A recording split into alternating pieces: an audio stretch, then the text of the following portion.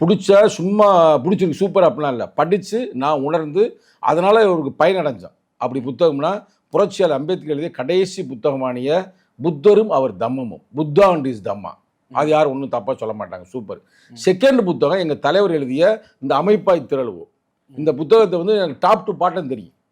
அதேமாரி புத்தரும் அவர் தம்மம் தான் பக்கத்தில் வச்சிருக்கேன் கூட, நீங்கள் இன்டர்வியூ கொடுக்கும்போது எடுத்துகிட்டு வரீங்க பாரு இந்த புத்தகம்.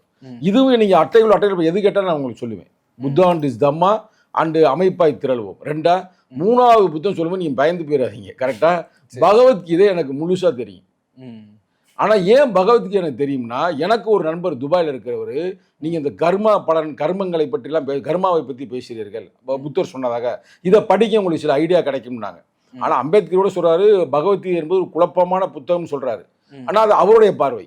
இப்போ நமக்கு அது மாதிரி இருக்குது, முன்னுக்கு பின் சில முரணான கருத்து இருக்குது, அதுலேயும் சிறந்த கருத்து இருக்குது. ஆனால் அதை முழுமையாக படித்து ஒரு நாள் அதை பற்றி பேசுவோம். நான்காவது புத்தகம் பைபிள்.